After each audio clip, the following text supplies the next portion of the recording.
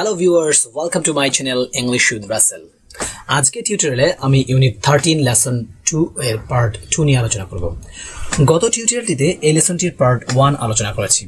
যারা এখনো পার্ট 1 দেখেননি, এই পার্ট 2 দেখার আগে আপনার পার্ট 1 দেখে নিতে পারেন। পার্ট 1 দেখতে যা করতে হবে তা হচ্ছে এই ভিডিওটির ভিডিও ডেসক্রিপশনে গিয়ে যে লিঙ্কটি আছে সেখানে ক্লিক করুন। তো আমরা প্রথমে প্যাসেজ শুরু করার আগে কিছু গুরুত্বপূর্ণ ওয়ার্ডের মিনিং এবং একটি করে সিনোনিম ও একটি অ্যান্টোনিম দেখে নেব। চলুন দেখে নিই সেখান থেকে। Unit 13 lesson 2 part 2 folk music এর কিছু গুরুত্বপূর্ণ যে ওয়ার্ড আছে সেই ওয়ার্ডের মিনিংসগুলো আমরা জানবো। রিভারাইন মানে হচ্ছে নদীমাতৃক। রিভারাইন মানে হচ্ছে নদীমাতৃক, মানে হচ্ছে কোস্টাল যার সিনোনিম, আর এর অ্যান্টোনিম হচ্ছে ইনল্যান্ড। কোস্টাল মানে উপকূলীয় আর কি, উপকূল, নদী উপকূল বা সমুদ্র উপকূলের কাছাকাছি থাকা। ইনল্যান্ড ভূমির অভ্যন্তরে, দেশের অভ্যন্তরে। ইন ইকুয়ালিটি অসমতা মানে বৈষম্য, এর অর্থ। এর সিনোনিম হচ্ছে ডিসপ্যারিটি, আর অ্যান্টোনিম হচ্ছে equality.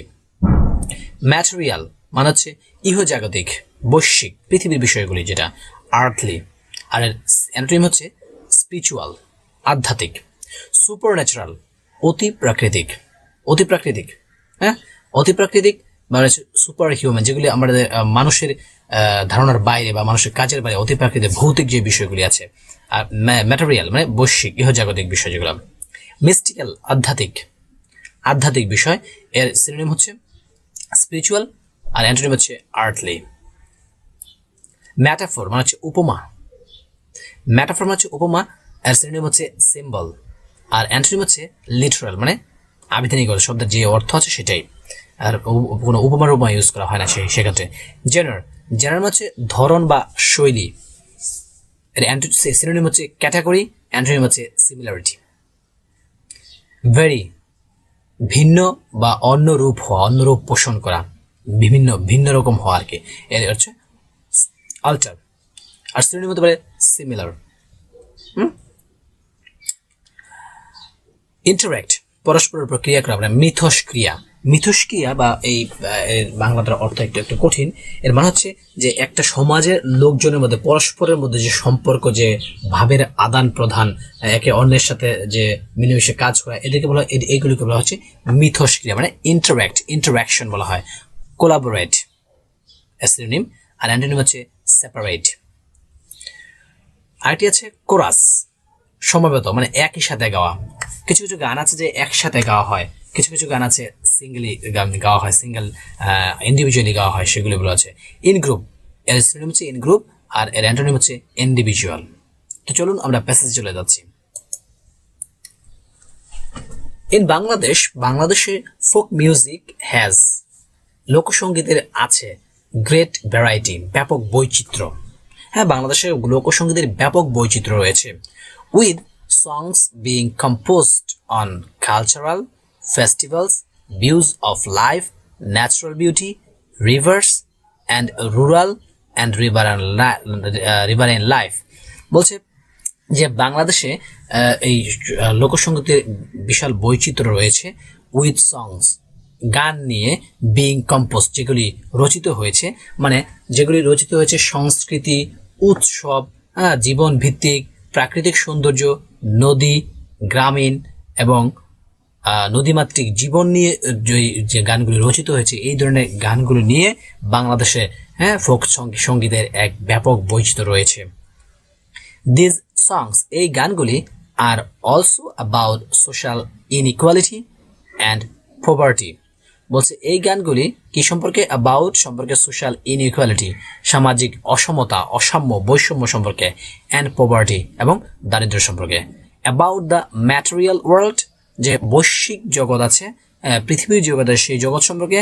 And the super natural এবং অতি প্রাকৃত বিষয়গুলো নিয়ে, যেগুলি মানুষের সাধ্যের বাইরে, মানে আধ্যাত্মিক বিষয় যেগুলো নিয়ে। মানে এই গানগুলি হচ্ছে সামাজিক অসাম্য, সামাজিক দারিদ্র্য, এগুলি বৈশ্বিক বিষয় নিয়ে। এই গানগুলি হচ্ছে আবার আধ্যাত্মিক বিষয় নিয়ে।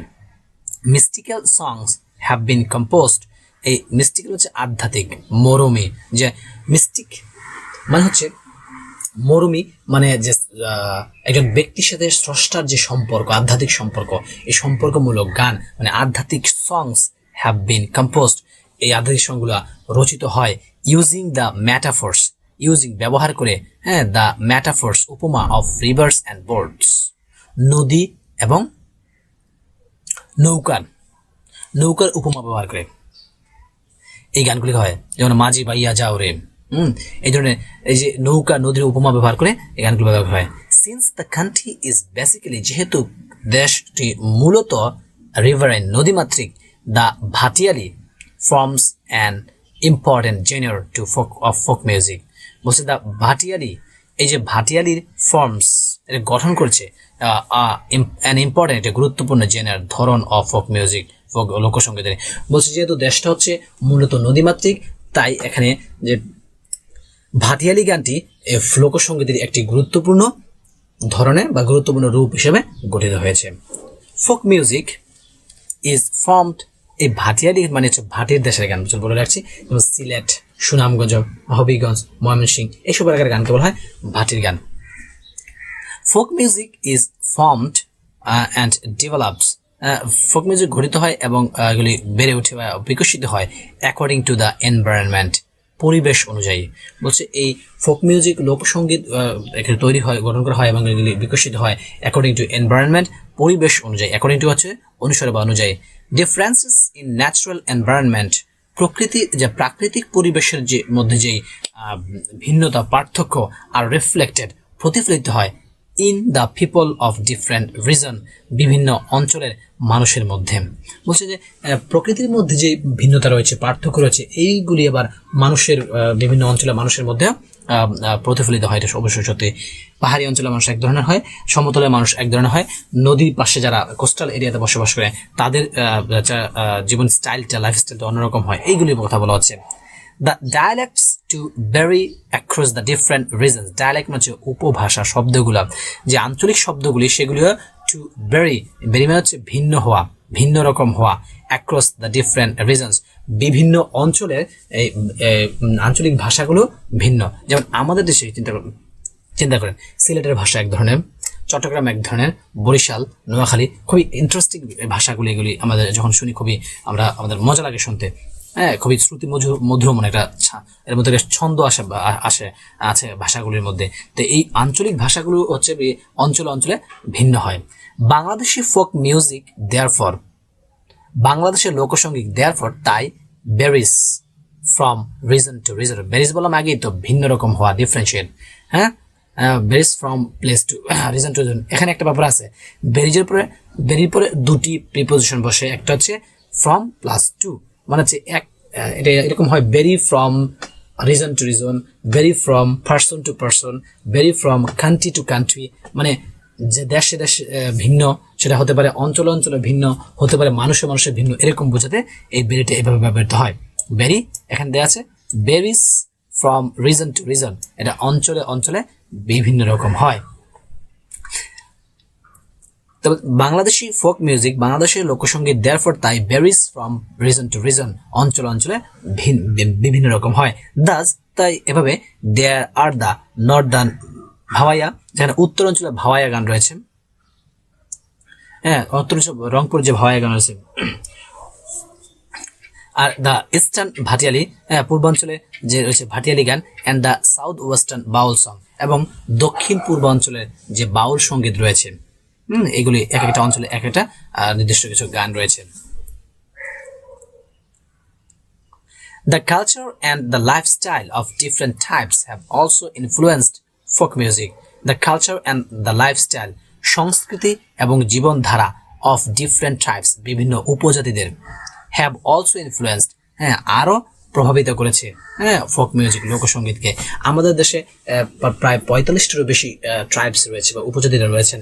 তো এদের যে লাইফস্টাইল, এদের যে কালচার, এগুলি আমাদের ফোক সং এর উপর একটা প্রভাব আছে। দেখা গেছে ওদের খুব গুরুত্বপূর্ণ কিছু গান হয় পাহাড়ি অঞ্চলে বা সিলেট, যে মণিপুরি নাচ, বিখ্যাত মণিপুরি নাচ, এগুলি ট্রাইবস লাইক সান্তাল, গারো, হ্যাঁ, যে সাঁওতাল, গারো, হাজং, মারমা, চাকমা, মণিপুরি, ত্রিপুরা এবং এই মারমাদের যারা রয়েছেন তারা হ্যাভ ইন্টারেক্ট, তারা মিথস্ক্রিয়া করেছেন উইথ দ্য এথনিক বাঙালি, এবং যে বাঙালি জাতিগোষ্ঠীর কালচার রয়েছে এবং লাইফস্টাইল রয়েছে তাদের সাথে ওভার ইয়ার্স, বছরের পর বছর ধরে। এখানে মিথস্ক্রিয়া মানে মানে এই যে আমরা এই বিভিন্ন উপজাতির সাথে আমরা যারা বাঙালি আছি, বাঙালি জনগোষ্ঠী, তাদের যে একটা মেলবন্ধনের সৃষ্টি হয়েছে, একটা ভাবের আদান প্রদান হয়েছে, এটাই বলা হচ্ছে মিথস্ক্রিয়া, মানে ইন্টারাক্টেড। যে এই বিভিন্ন যে 45টারও বেশি উপজাতি, তাদের সাথে আমরা যে স্থানীয় বাংলাদেশি বা আমরা যে বাঙালি জাতিগোষ্ঠী আছি, তাদের যে মিলেমিশে একসাথে আছি, তাদের এই দুটা কালচার একসাথে মিলে একাকার হয়ে গেছে, এটা হচ্ছে মিথস্ক্রিয়াকে বলা হচ্ছে, যেটা হাজার কি বছরের পর বছর ধরে মিথস্ক্রিয়া রয়েছে। দ্য ইন্টারাকশন, এই মিথস্ক্রিয়া হ্যাজ বিন ক্লিয়ারলি রিফ্লেক্টেড, হ্যাঁ, কি পরিষ্কারভাবে স্পষ্টভাবে প্রতিফলিত হয় in the richness of folk music, folk মিউজিকের সমৃদ্ধিতে। বলছে যে এই যে মিথস্ক্রিয়াটা বিভিন্ন উপজাতি এবং এথনিক বাঙালি জনগোষ্ঠী, হ্যাঁ, বাঙালি জনগোষ্ঠীর মধ্যে যে মিথস্ক্রিয়াটা, এটা আমাদের ফোক সঙ্গীতের সমৃদ্ধিতে একটি স্পষ্ট প্রতিফলিত হয়। Folk music may be sung individually, এখানে মেযুক্ত একটি প্যাসিভ, মে মডেল ভাবযুক্ত প্যাসিভ ভাব করা হয়েছে, যে ফোক মিউজিক, ফোক সংস, এই লোকসঙ্গীতগুলি মে বি সাং, গাওয়া যেতে পারে, ইন্ডিভিজুয়ালি, আলাদা আলাদা, ব্যক্তিগতভাবে, স্বতন্ত্রভাবে, ওয়ার ইন কোরাস, অথবা সমবেতভাবে। ফোক সং সাং ইন্ডিভিজুয়ালি ইনক্লুড, বলছে যে ফোক সং, লোকসঙ্গীত যেগুলো নাকি সাং, এখানে কোন কোন ফোক সং সাং ইন্ডিভিজুয়ালি, যেগুলো গাওয়া হয় স্বতন্ত্রভাবে, আলাদা আলাদা, সেই ধরনের ফোক সঙ্গের কথা বলা হচ্ছে।